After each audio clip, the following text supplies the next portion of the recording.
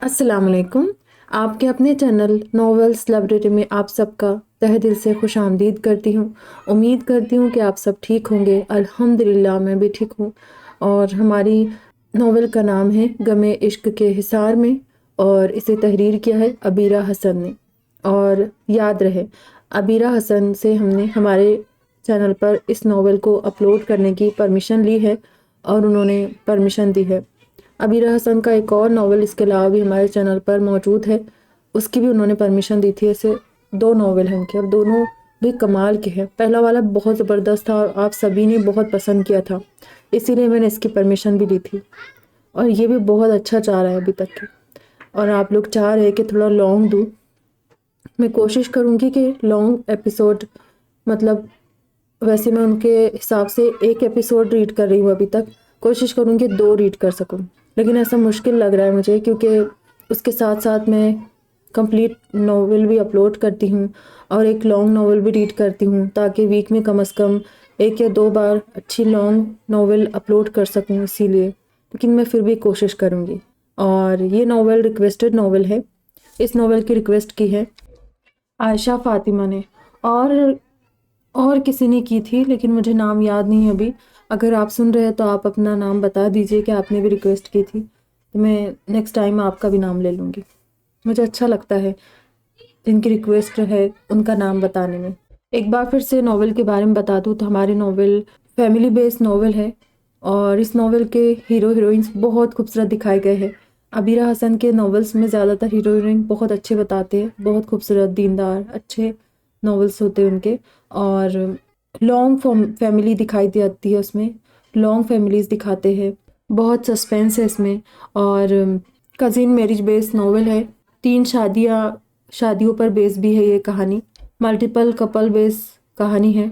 और अबीरा हसन की नॉवेल्स में सिर्फ एक कहानी नहीं रहती है, कहानी के अंदर कहानी होती है।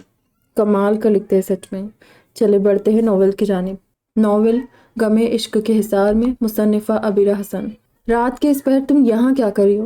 वो बरहमी से रादिया को देखते हुए पूछने लगा, जो शॉर्ट से कुर्ते और कैपरी टाइप ऊंचे पजामे में बिना किसी दुपट्टे के तकल्लुफ़ के उसके कमरे में एक तरफ पड़े सोफे पर मज़े से बैठी पैर हिला रही थी। मैंने सोचा कि तुम सारा दिन अपने से बड़ी उम्र के लोगों के बीच बैठकर बोर हो गए होगे, इसलिए तुम्हें थोड़ी देर कंपनी दे दूं। वैसे भी मुझे नींद नहीं आ रही तो तुमसे गपशप करने चली आई। वो अरकम के बरहम चेहरे को देखती हुई बोली, गपशप के लिए ये कौन सा वक्त है? जाओ और जाकर टीवी वगैरह देख लो, और अगर थोड़ा बहुत दिल में अल्लाह की मोहब्बत हो तो शैतानी काम करने के बजाय नमाज पढ़ो। तहज्जुद का वक्त है, यानी ये दुआओं की कबूलियत का वक्त होता है। जाओ अल्लाह से तलब करो जो तुम्हारे दिल में है, अल्लाह ज़रूर अता करेगा। वो रादिया को देखकर सर झटकते हुए बोला था, क्या वाकई अगर मैं तहज्जुद पढ़ूंगी तो तुम मुझे मिल जाओगे? वो अरकम को बगौर देखते हुए अजीब से लहजे में पूछने लगी थी। उसके लहजे में छुपी मोहब्बत और आंखों से छलकते जज्बों ने अरकम को साकी तो शशतर सा कर दिया था। तुम पागल हो क्या? तुमसे मैं पहले भी कह चुका हूँ कि मैं शादीशुदा हूँ। मेरी एक नहीं दो बीवियाँ हैं, और 2 बीवियों की मौजूदगी के बावजूद मैं बहुत आसूदा ज़िंदगी गुजार रहा हूँ, क्योंकि मेरी दोनों बीवियाँ आपस में बहुत इत्तेफाक से रहती है। मेरी पहली बीवी मेरी बहुत अच्छी दोस्त और मेरी गमगसार साथी है, मुझसे बेहद मोहब्बत करती है, और दूसरी बीवी भी मेरे दिल के बहुत करीब है, बेहद हसीन और खूबसूरत है, उनसे मुझे बहुत लगाव है। और रादिया को देखकर तुल्खी से बोला, तुमने मोहब्बत का जिक्र नहीं किया। तुमसे तुम्हारी बीवियाँ मोहब्बत करती है, मगर क्या तुम अपनी किसी बीवी से मोहब्बत नहीं करते? शायद नहीं। तुम मुझे अपनी ज़िंदगी में शामिल कर लो, यकीन करो मैं तुम्हें खुद से मोहब्बत करने पर मजबूर कर दूंगी। वो अपनी जगह से उठकर अरकम के सामने आ खड़ी हुई। अरकम की बर्दाश्त की हद बस यहीं तक थी। मोहब्बत ज़बरदस्ती नहीं की जाती रादिया अब्दुर्रहमान। मोहब्बत को जताकर या बताकर नहीं किया जाता, ना ही ये किसी मजबूरी के तहत या शऊरी कोशिश करके किसी के दिल में पैदा की जा सकती है। एक कतई लाशऊरी जज्बा है जो दिल में खुद ब खुद पैदा होता है। मगर तुम जैसी आज़ाद मुआशरे में रहने वाली एक बेबाक किस्म की लड़की ये सब समझ नहीं सकेगी। जो मंसूब किसी और से है, मोहब्बत की महंगे एक गैर मुस्लिम लड़के के साथ बढ़ा रही है, और अब कुछ घंटों की पहचान में ही मुझसे भी मोहब्बत की दावेदार बन चुकी है। जानती क्या हो तुम मेरे बारे में? अभी میری پرورش جن ہاتھوں میں ہوئی ہے انہوں نے مجھے اگر عورت کی عزت کرنا نہیں سکھایا ہوتا تو یقین کرو تمہاری ان چیپ حرکتوں اور باتوں کا میں تمہیں بہت اچھی طرح جواب دیتا۔ اگر میری تربیت مجھے تمہاری طرح اپنے مقام سے گرنے کی اجازت نہیں دیتی۔ مزید میں تمہیں ایک بات بتانا چاہتا ہوں رادیہ عبد الرحمن، تم بے حد بڑی غلط فہمی میں مبتلا ہو کہ میں تم جیسی دل پھینک قسم کی لڑکی سے محبت کروں گا۔ یقین کرو تمہاری یہ بے پناہ خوبصورتی مجھے ذرا برابر متاثر نہیں کرتی، بلکہ تمہیں دیکھ کر جو جذبہ دل میں پیدا ہوتا ہے وہ شاید شدید قسم کی بیزاری اور ناگواریت کا ہے، اور تم دعوے دار ہو خود سے محبت کی۔ میری شرعی بیویوں نے بھی کبھی اس بے باکی سے مجھ سے اپنے جذبوں کا اظہار نہیں کیا جس طرح تم بنا کسی رشتے کے مجھ سے اس قدر کھلی ڈلی اور بیہودہ گفتگو کر رہی ہو۔ بہتر ہوگا کہ مجھ سے چھچوری باتیں کرنے کے بجائے اپنے ان بے لگام جذبوں سمیت خود پر بھی لگام ڈالو۔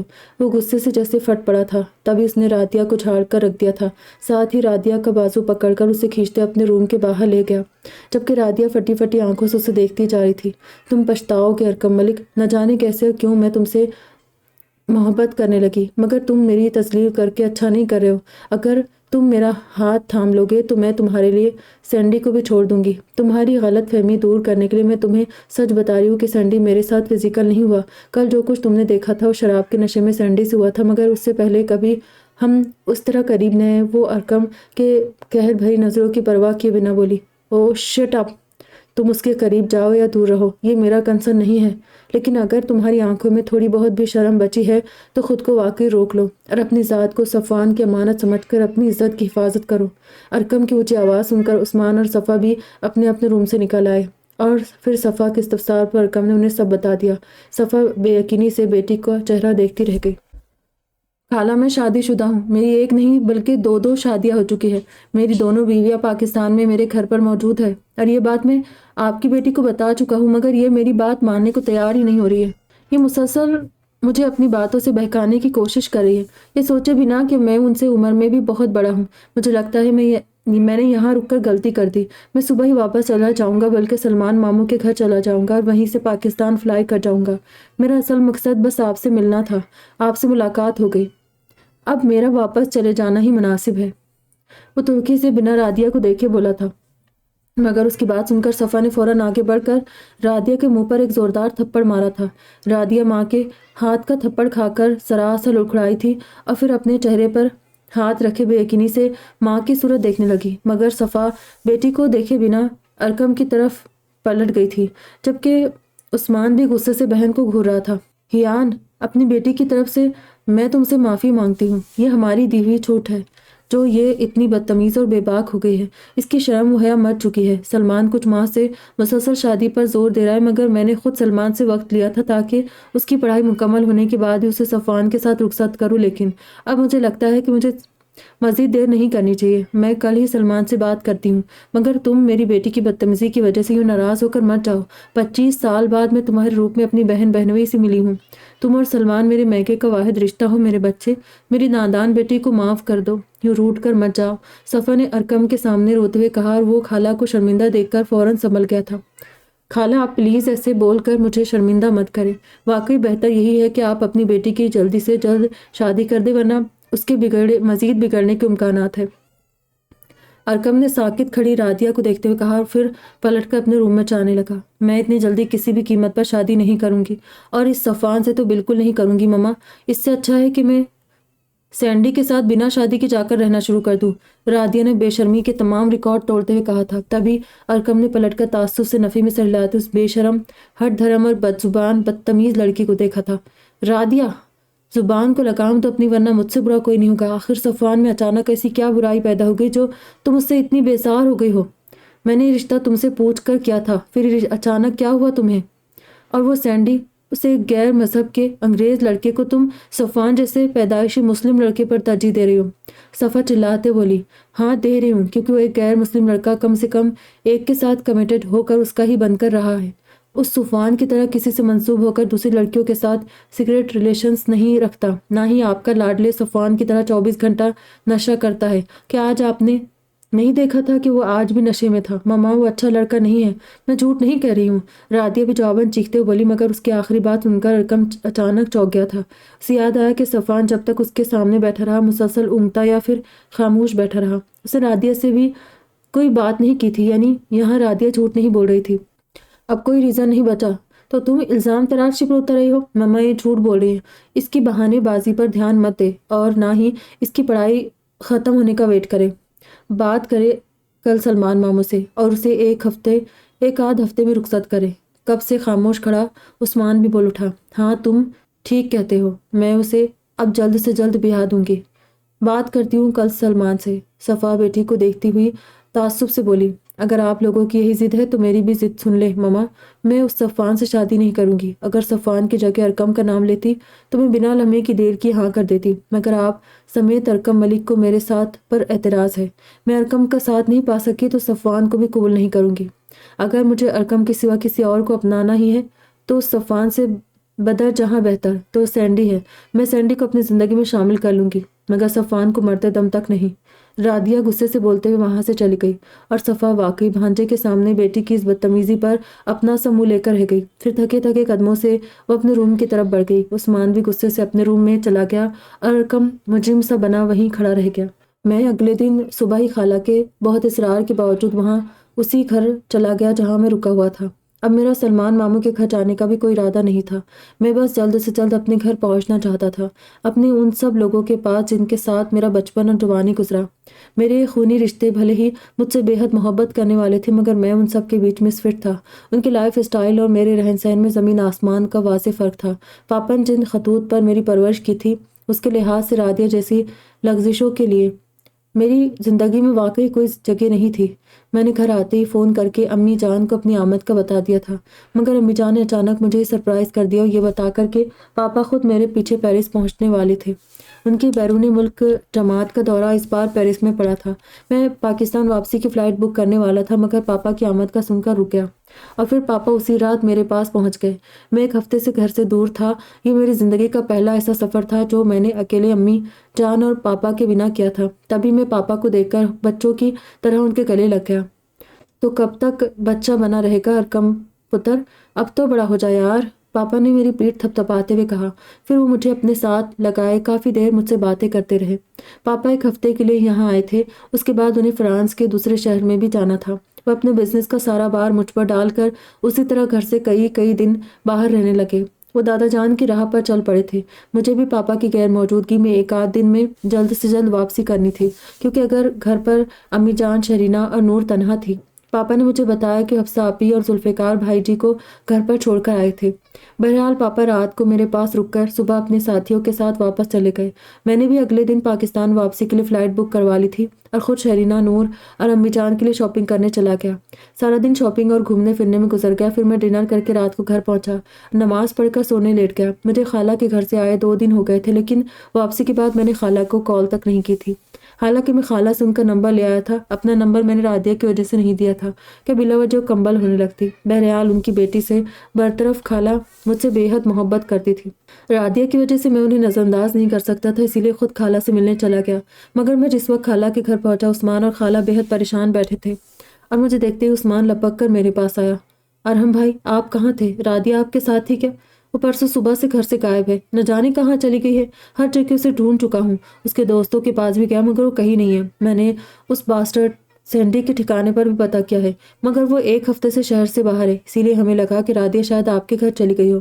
مما بتا رہی تھی کہ وہ آپ کا ایڈریس جانتی تھی، مجھے آپ کی رہائش کا پتہ نہیں تھا، نہ ہی آپ کا کوئی نمبر ہمارے پاس تھا۔ بتائے کیا رادیہ آپ کے ساتھ ہے؟ عثمان نے مجھ سے پوچھا تھا، جبکہ میں حیران و ششدر سا اپنی جگہ کھڑا رہ گیا۔ نہیں عثمان، رادیہ میرے ساتھ نہیں ہے، وہ 2 دن سے غائب ہے اور تم نے ابھی تک پولیس میں کمپلینٹ نہیں کی؟ میں نے خاموشی سے آنسو بہاتی ہوئی خالہ پر ایک نظر ڈال کر عثمان سے پوچھا۔ ابھی تک نہیں کی، مما نے منع کر دیا تھا، انہیں لگا کہ شاید وہ غصے میں اپنے کسی دوست کے گھر چلی گئی ہے، کیونکہ مما نے فون پر سلمان ماموں کی کو اس منتھ شادی کی کوئی ڈیٹ فائنل کرنے کے لیے کہا تھا۔ بس اسی بات پر غصہ ہو گئی۔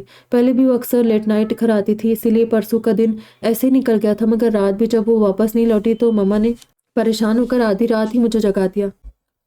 میں تبھی اسے ڈھونڈنے نکلا ہوا تھا، کل کا سارا دن بھی اسے ڈھونڈتے گزر گیا، मगर उसका कुछ पता नहीं चला। फिर हमने सोचा कि कहीं वो आपके यहाँ तो नहीं गई चली गई। अभी मैं मम्मा से यही बात कर रहा था कि आप आ गए। उस्मान के लहजे से उसकी परेशानी ज़ाहिर थी। खाला भी उठकर मेरे साथ लगकर रोने लगी। हियान, रादिया इससे पहले इतनी बागी बिल्कुल नहीं थी, न जाने उसे ये क्या हो गया है। उसने इस तरह की हरकतें कभी नहीं की। वो ज़िद्दी ज़रूर है मगर हठधर्म नहीं। सफ़वान के लिए भी उसने इतनी बेजारी का इज़हार पहले कभी नहीं किया, मगर जब से उसने तुम्हें देखा है न जाने उसे क्या हो गया है। वो तुम्हें बहुत ज़्यादा पसंद करने लगी है। मुझसे परसों भी वो यही कह रही थी कि उसे तुमसे पहली नज़र में ही मोहब्बत हो गई थी, मगर मैंने उसके मुंह पर थप्पड़ मार कर उसका मुंह बंद कर दिया। मुझे सच सच बताओ हियान कि तुम वाकई शादीशुदा हो या सिर्फ तुमने रादिया से जान छुड़ाने के लिए झूठ कहा है। खाला की बात सुनकर मैं अपनी जगह सुन खड़ा रह गया। रादिया ने खाला से ये सब कहा और खाला ये मुझसे क्या इस्तफसार कर रही थी। वो मेरी शादी का झूठ समझ रही थी। मैंने एक गहरी सांस भरते हुए अपना वॉलेट अपनी जेब से निकाला और उसमें अपने साथ मौजूद शरीना और नूर के साथ ली गई अलग अलग तस्वीरों को खाला के सामने कर दिया। ये 2 तस्वीरें मेरी शरीना और नूर के साथ हुए अलग अलग वलीमे की थी, जिसमें वो दोनों दुल्हन के लिबास मौजूद थी। ये तस्वीरें वॉलेट में खुद मैंने ही लगाई थी। खाला, ये मेरी पहली बीवी शरीना है, ये मेरी दूसरी बीवी नूर है। मेरी पहली शादी 19 साल की उम्र में हो गई थी और दूसरी शादी 21 साल की उम्र में हुई थी। मेरी दोनों शादियों को बिलतरतीब 6 और 4 साल हो चुके हैं। मैंने फ़ोटो में शरीना और नूर के चेहरों पर उंगली रखते कहा। मेरे बताने पर खाला ने नूर और शरीना को देखते शर्मिंदगी से इस बात में सहला दिया। उस्मान, चलो मेरे साथ, रादिया की गुमशुदगी की रिपोर्ट दर्ज करवाते हैं। मैं खाला को शर्मिंदा देखकर उस्मान को साथ लिए बाहर जाने लगा, मगर उसी वक्त सलमान मामू भी सफ़वान को साथ लिए वहाँ चले आए।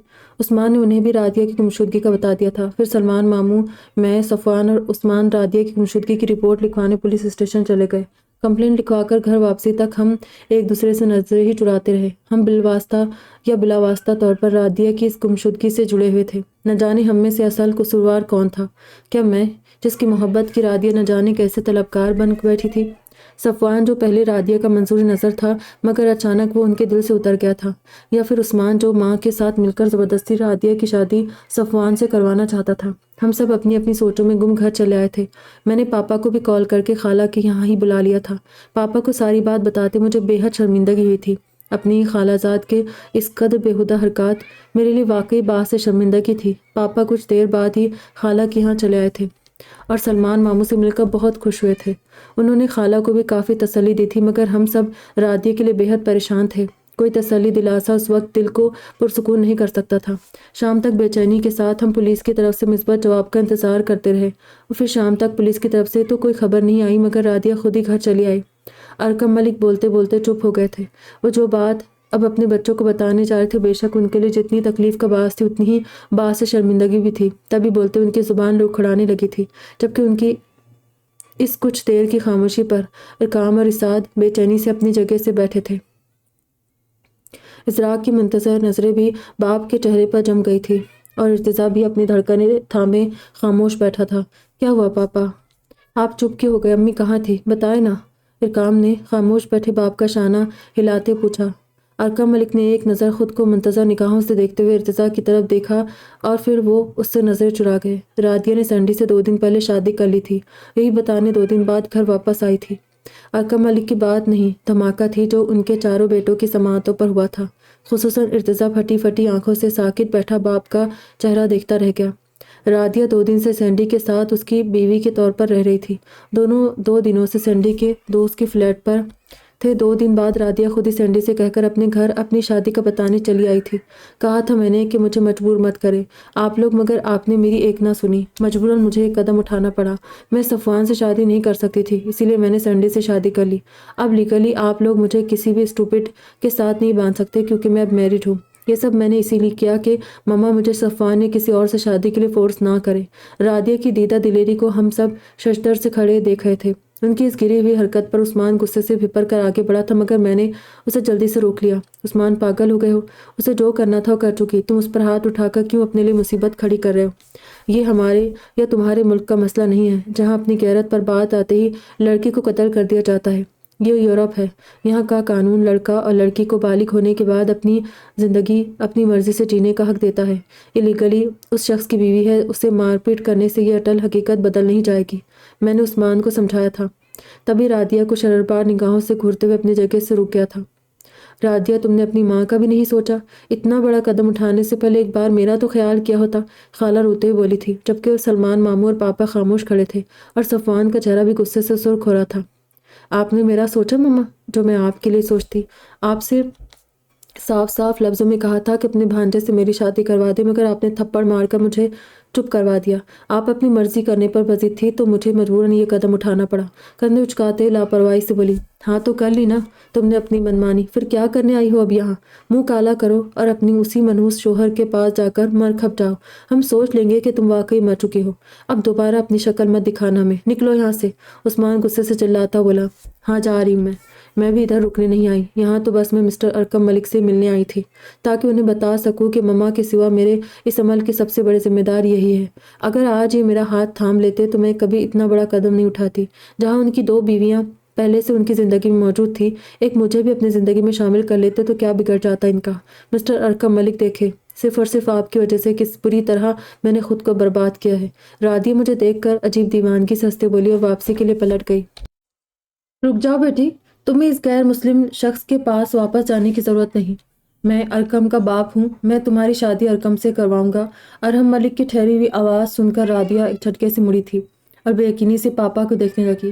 صفوان غصے سے پیر پٹکتے وہاں سے نکل گیا تھا۔ سلمان ماموں، عثمان اور خالہ بھی حیرت سے پاپا کو دیکھنے لگے تھے، جبکہ ان کی بات سن کر میں جیسے پتھر کا ہو گیا تھا۔ قبول ہے، قبول ہے، قبول ہے۔ اپنی 3 بار کی دی گئی قبولیت میرے دماغ میں ہتھوڑوں کی بھاری ضربوں کی مانند ٹھک ٹھک کر کے بج رہی تھی، جبکہ کانوں میں شرینہ کی روٹھی ہوئی آواز گونج رہی تھی، ملک صاحب آپ جلدی واپس آ جائیں، نہ جانے کیوں ان دنوں مجھے عجیب سے وہم پریشان کریں۔ آپ ہم سے کبھی اتنی دور نہیں گئے، اب اکیلے اس ملک میں ہمارے بنا آپ تنہا رہ رہے ہیں۔ مجھے ڈر لگ رہا ہے کہ کہیں کوئی آپ کی اس خوبصورتی پر عاشق ہو گئی تو میرا اور نور کا کیا ہوگا؟ ہم دونوں آپ کو کسی اور کے ساتھ دوبارہ سے بانٹنے کا حوصلہ نہیں رکھتے۔ یہ بات شرینہ نے کچھ دن پہلے مجھ سے فون پر اس وقت کہی تھی جب میں رادیہ سے پہلی بار ملا تھا۔ ان کی کہی بات اور ان کے وہم واقعی سچ ثابت ہو گئے تھے۔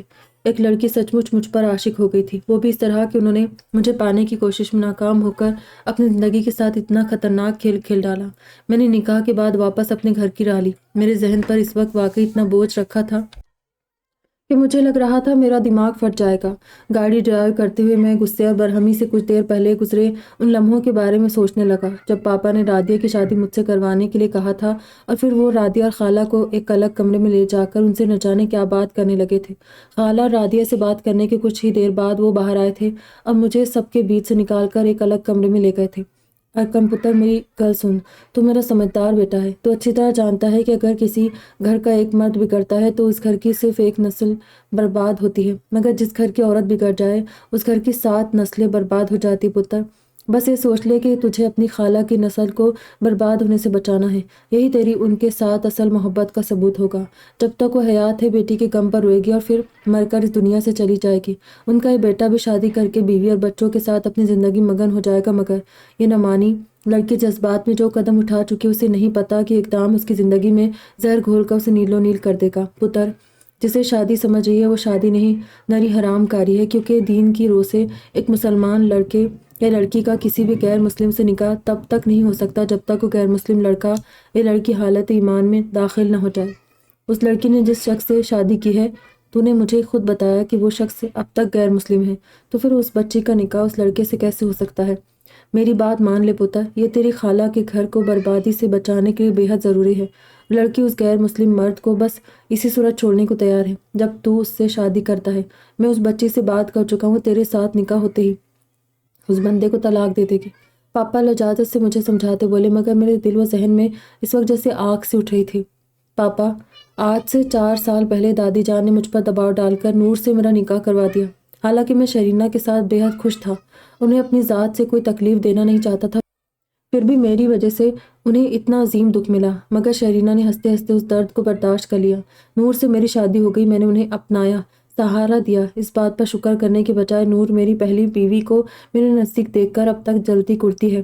حالانکہ یہ کام شرینہ کو کرنا چاہیے تھا کہ انہوں نے مجھے نور کے ساتھ بانٹا تھا، مگر انہوں نے خندہ پیشانی سے نور کو قبول کر لیا، جبکہ نور کا ظرف اس معاملے میں شرینہ جیسا کشادہ نہیں نکلا۔ اور اب آپ ایک بار پھر مجھ سے مزید شادی کی کہہ رہے شرینہ کی پہلے سے میری زندگی میں موجودگی کو جب نور برداشت نہیں کر سکی تو اس وقت وہ میری زندگی میں کسی تیسری عورت کی موجودگی کیسے برداشت کر سکے گی پاپا؟ پھر شرینہ کو بھی میں مزید کوئی درد دینا نہیں چاہتا، اور آپ مجھے ایک بات بتائیں کہ کیا سب کی مجبوریاں سمجھنے کو بس میں ہی رہ گیا ہوں؟ نور کے وقت بھی ان کی مجبوریوں کو سمجھنے کے لیے میں ہی تھا، اب رادیہ کے وقت بھی خالہ کی مجبوری کو میں ہی سمجھوں؟ پاپا مجھے شرینہ کے سامنے مزید ذلیل مت کروائے، اس بار تو نور بھی ہے، میں دونوں کا سامنا نہیں کر پاؤں گا، پلیز آپ ایک کام کیوں نہیں کرتے؟ آپ کے جماعت والے ساتھی بھی تو آپ کے ساتھ ہے، آپ پلیز ان میں سے کسی کو راضی کر کے کسی بھی اچھے سے بندے کے ہاتھ میں رادیہ کا ہاتھ تھما دے، بس مجھے اس معاملے میں مت گھسیٹے۔ میں نے برہمی سے بولتے ہوئے حتم المقدور پاپا کو سمجھانے کی کوشش کی، مگر وہ خاموش نظروں سے میری شکل دیکھنے لگے تھے۔ ارکم پتر، مجھے بس ایک گل سمجھا دے کہ چھوٹے چھوٹے جواز کسی کی زندگی سے زیادہ اہم ہے۔ شرینہ غصہ ہو جائے گی، نور ناراض ہو جائے گی، تو کیا انہوں نے زندگی بھر راضی نہیں ہونا تجھ سے؟ شرینہ نے جب نور کو قبول کر لیا تھا تو نور بھی اس بچی کو قبول کر لے گی۔ کم و بیش یہ لڑکی بھی نور کی طرح کے حالات کا ہی شکار ہے، بس فرق اتنا ہے کہ نور کے ساتھ جو ہوا اس میں اس کی رضا شامل نہیں تھی، مگر تیری خالہ زاد نے جو کیا وہ اپنی مرضی سے کیا۔ خود سوچ پتر، تیری ایک نیکی اس بچے کی زندگی کی گمراہیوں کے راستے پر بھٹکنے سے روک سکتی ہے۔ تیرے دل میں اللہ کے بندوں کا اتنا ڈر ہے مگر اللہ کا ڈر نہیں۔ اللہ کی مرضی سے تو ذریعہ بن سکتا اس بچی کی ہدایت کا۔ تجھ سے شادی کے بعد اللہ کی عطا سے اسے ایمان والی زندگی اور ایمان والی موت مل سکتی ہے، جبکہ کسی غیر مسلم کے ساتھ نہ اس بچی کا ایمان سلامت رہے گا اور نہ ہی وہ آخرت میں اللہ کو منہ دکھانے کے قابل رہے گی۔ اور کیا پتہ تیری یہ تیسری شادی تیرے لیے خیر بن جائے۔ تو 2 شادیوں کے بعد اب تک اولاد کی دولت سے محروم ہے۔ شرینہ سے تیری شادی کو 6 اور نور سے شادی کو 4 سال ہو گئے، مگر اللہ نے تجھے اولاد کی نعمت عطا نہیں کی۔ ہو سکتا ہے اللہ سونے کو تیری یہ نیکی اتنی بھائے کہ وہ تجھے اس بیوی سے خیر والی اولاد بھی عطا کر دے۔ سوچ میرے بچے کہ کیا تو زندگی بھر اس بات کے لیے خود کو معاف کر سکے گا کہ تیری وجہ سے تیری سگی خالہ زاد زندگی بھر ایک غیر مسلم معاشرے میں ایک غیر مسلم مرد کے ساتھ زناکاری کرتی رہی؟ تو چاہتا تو اسے بچا سکتا تھا، مگر تو نے اپنی بیویوں کے ڈر کی وجہ سے کوئی پیش قدمی نہیں کی، اور اسی ڈر سے تو نے ایک انسان کی زندگی سنوارنے کا موقع گوا دیا۔ مان جا پتر، میں شرینہ اور نور سے خود بات کروں گا، وہ دونوں ضرور حالات کو سمجھے گی اور تیری شادی کو قبول کر لے گی۔ میں اس بچی کی شادی کسی اور سے بھی کروا سکتا تھا کہ عین نیکی کا کام ہے، مگر تیرے سوا کسی اور سے شادی کو راضی نہیں ہے۔ تیرے لیے ہی تو اس نے غصے میں اتنا بڑا قدم اٹھایا ہے، اب تو ہی ہے جو اس کی گئی اس بھول کو سدھار سکتا ہے۔ مان لے اپنے باپ کی بات۔ پاپا نے مجھے رادیہ سے شادی کے لیے نہ جانے کتنے ہی واسطے دے کر بالکل بے بس کر دیا تھا، اور پھر وہی ہوا جو پاپا چاہتے تھے۔ میں ان کی دلیلوں اور خالہ کے آنسوؤں کے سامنے بے بس ہو گیا، اور رادیہ مجھ سے شادی کے لیے سینڈی کو اسی وقت طلاق دینے کو راضی ہو گئی۔ وہ قانونی طور پر سینڈی کی بیوی بن چکی تھی، مگر شرعی لحاظ سے تو ان کا نکاح ہوا ہی نہیں تھا۔ وہ دونوں جو 2 دن انہوں نے سینڈی کے ساتھ اس کی بیوی بن کر گزارے تھے، وہ دین کے لحاظ سے صرف اور صرف حرام کاری ہی تھی۔ میں ایک بار 4 سال پہلے دادی کے لیے مجبور ہوا تھا، اس بار اپنی خالہ کے لیے، جو مجھ سے خاموش نگاہوں اور بہتے آنسوؤں کے ساتھ جیسے التجا کر رہی تھی کہ میں ان کی بیٹی کی زندگی برباد ہونے سے بچا لوں۔ ارکم ملک نے بولتے ہوئے جیسے تھک کر اپنا سر بیٹھ گراؤنڈ سے لگا لیا تھا۔ سب بھائی خاموش بیٹھے بس اپنے اس عظیم باپ کو دیکھ رہے تھے جنہوں نے اپنی زندگی کو اپنے بجائے دوسروں کے لیے گزارا تھا۔ ارکم ملک بھی جانتے تھے کہ جو کچھ وہ اپنی بیوی کے ماضی کے بارے میں اپنے بیٹوں کو بتا رہے، اسے سننا ان کے بیٹوں کے لیے کتنا تکلیف دہ تھا۔ ازراق کی آنکھیں باپ کی تھکی تھکی آنکھوں کو دیکھ کر نم ہوتی چلی گئی۔ ارکام بھی شدت غم سے خاموش بیٹھا اپنے پاس بیٹھے باپ کو دیکھ رہا تھا۔ اسعاد کے ہونٹ بھی جیسے سل گئے تھے، اور ارتضا کی آنکھیں ماں کے اس شرمناک ماضی کو سن کر ضبط سے سرخ ہو گئی تھی۔ اس نکاح کے بعد طوفان کی طرح بکھرے سینڈی سے رادیہ نے کن مشکلوں سے طلاق لی اور ہم کس طرح پاکستان پہنچے، یہ ایک الگ ہی کہانی تھی۔ سینڈی رادیہ سے الگ ہونا ہی نہیں چاہتا تھا، مگر پھر ہم نے بے حد مشکلوں سے سارا معاملہ ہینڈل کیا۔ خالہ آخر تک میری مشکور و ممنون ہوتی رہی۔ وہ سلمان ماموں سے پاپا اور میرے بارے میں سب جان چکی تھی کہ پاکستان میں ہمارا لائف اسٹائل کیسا ہے، تبھی وہ مطمئن تھی کہ ان کی بیٹی کنویں میں سے نکل کر کھائی میں نہیں گر رہی تھی، بلکہ اس کی مجدھار میں ڈولتی ہوئی زندگی کو اب صحیح کنارہ ملا تھا۔ بہرحال میں رادیہ کے ساتھ پاکستان واپسی کے لیے نکل گیا تھا۔ پاپا اپنی تبلیغی جماعت کو چھوڑ کر نہیں آ سکتے تھے کیونکہ انہیں ابھی پیرس کے بعد فرانس کے دوسرے شہروں میں بھی جانا تھا، مگر میرے واپس جانے سے پہلے انہوں نے گھر پر امی جان کو کال کر کے سب حالات سے باخبر ضرور کر دیا تھا، اور ساتھ ہی نور اور شرینہ کو بھی اپنی طرف سے سمجھانے کی کہہ دیا تھا۔ باقی اپنی بیویوں سے سامنا کرنے کی مکمل ذمہ داری فی الحال انہوں نے میرے کندھے پر ڈال دی تھی۔ وہ واپسی پر خود اپنے سامنے نور اور شرینہ سے بات کرنا چاہتے تھے، تب تک سارا معاملہ مجھے ہی سنبھالنا تھا۔ रादिया मुझसे शादी करके बेहद खुश थी, पूरे रास्ते चहकती रही, मगर मेरा दिल उनसे हद दर्जे मुतनफ़र हो चुका था। मैंने दौरान सफ़र उनसे सीधे मुंह बात तक नहीं की थी। मुझे उनकी कोई बात, कोई अदा अच्छी नहीं लग रही थी, मगर रादिया को इससे कोई फ़र्क नहीं पड़ा था। सच कहूँ तो मुझे रादिया से नफ़रत हो गई थी। सबसे ज़्यादा ये बात सोचकर मुझे उनसे नफ़रत महसूस हो रही थी कि अपने बेलगाम जज्बों के सामने घुटने टेक कर उस लड़की ने बुराई की हद पार कर ली थी। उसके बावजूद भी वो मेरे सामने खुद को कितना मुतमईन ज़ाहिर कर रही थी। रास्ते भी वो मेरा ये दाया बाजू पकड़कर मुझसे बातें करती रही थी, बिना उस बात की परवाह किए कि मैंने उनकी किसी बात का जवाब हूँ हाँ तक मैं नहीं दिया था। मैं दे ही नहीं सकता था। प्लेन की सीट में मेरे बाजू को थामे जो लड़की मेरे पास मुझसे चिपक कर बैठी थी, उनका ना तो लिबास मुनासिब था और ना ही उनके किसी अंदाज में किसी किस्म की शर्म या लिहाज का कोई अंसर शामिल था। मैंने बचपन से औरत का बावकार और पर्दे वाला रूप ही देखा था। दादी जान शरई पर्दा करती थी। वो गैर मर्दों को मुलाजिम के तौर पर भी घर में काम पर नहीं रखती थी। बेटा होकर अपनी अम्मी जान के सर के बाल मैंने भी कभी नहीं देखे थे। 24 घंटे एक बड़ी सी चादर में सर से पैर तक खुद को छुपा कर रखती थी। खुद शरीना और नूर कभी खुले सर के साथ घर में नहीं घूमती थी, मगर रादिया जो मेरी तीसरी बीवी थी, मेरे घर की दूसरी औरतों से बिल्कुल मुख्तलिफ थी। ना उन्हें अपने जिस्म के पर्दे का ख्याल था और ना ही आँख या जुबान के, तभी वो बोलती जाए थी, मगर मैं बिल्कुल पत्थर बना बैठा था।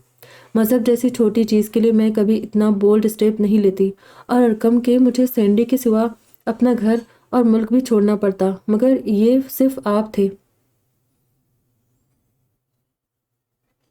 जिसकी मोहब्बत के लिए मैंने बाकी सबके साथ खुद से भी बगावत कर डाली। फ्लाइट के पाकिस्तान एयरपोर्ट पर लैंड करते ही रादिया ने इश्तियाक भरी नज़रों से एयरपोर्ट को चारों तरफ देखते हुए खुश होकर मुझसे कहा था, और मेरा दिल चाहा था कि उन्हें इस वक्त इतने थप्पड़ मारूं कि उनका मुंह तोड़ कर रख दूं, मगर फिर वही पापा की तरफ से की गई नसीहतें मेरी राह में हाइल होने लगी। अरकम पुत्र, तेरी बीवी पैदाइशी मुसलमान होने के बावजूद दीन की कोई बात नहीं समझ सकती। उसे नहीं पता मेरे प्यारे दीन जैसा मजहब जो वाहिद हक है और उसके सिवा बाकी सब बातिल है, अपने अंदर मुकम्मल इंसानियत को समोए हुए है। अब बहैसियत शोहर ये तेरा काम है क्या तू अपनी बीवी को दीन इस्लाम की अहमियत समझाने के साथ साथ दीन को सीखने में भी उसकी मदद करे, ताकि ये एक नेक मुसलमान औरत बनने के सफ़र का आगाज़ कर सके।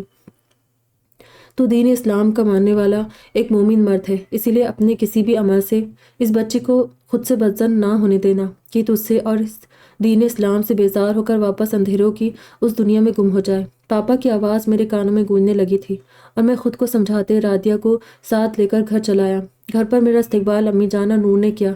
नूर मेरी तौक़ा के बरखिलाफ़ रादिया को देखकर किसी किस्म की नागवारी का इजहार करने के बजाय नहायत नॉर्मल अंदाज में उनसे मिली थी।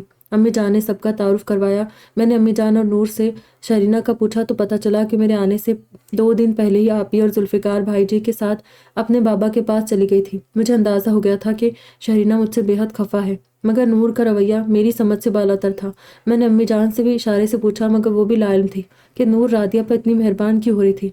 नूर ने ही रादिया को मेरे रूम में पहुंचाया था। हालांकि मैं जितना रादिया से इस वक्त बेजार था, उन्हें अपने घर में भी देखना नहीं चाहता था, कचा कि अपने रूम में देखता। मैंने दबे लफ्ज़ों में अम्मी जान को कहा भी कि मैं रादिया के साथ कंफर्टेबल नहीं फील करूँगा, उन्हें आप कुछ वक्त के लिए किसी दूसरे रूम में शिफ्ट करवा दें, मगर अम्मी जान ने भी पापा की तरह सीधा सा जवाब मेरे हाथ में थमा दिया था।